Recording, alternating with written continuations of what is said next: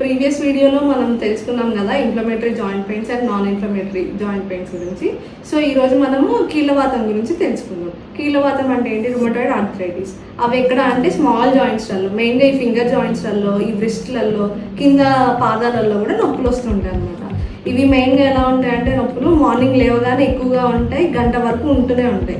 అది లేచి అటు ఇటు తిరిగే కొద్దీ నొప్పులు కొంచెం తక్కువ అవ్వడం అలా ఉంటుంది. ప్లస్ దాంతోపాటు నొప్పులతో పాటు మనకేంటి అంటే అక్కడి వరకు వేడిగా ఉండడము, బాడీ అంతా నీరసంగా అనిపించడము, అది పోను ఏమవుతాయంటే ఫింగర్స్ పెయిన్స్ వచ్చేసి ఇలానే స్ట్రక్ అయిపోయి ఉంటాయి అనమాట.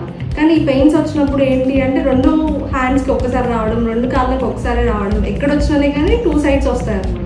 సో అది కీళ్ళవాతం అంటాం, దాన్ని రుమటాయిడ్ ఆర్థరైటిస్ అంటాం. నెక్స్ట్ ఆస్టియోఆర్థరైటిస్ అంటే ఏంటి? ఎక్కడైతే జాయింట్స్ అరుగుదల అనడము, ఆ బోన్స్ గుద్దుకొని నొప్పి రావడం అని చెప్పడం, అది ఆస్టియోఆర్థరైటిస్ అనమాట.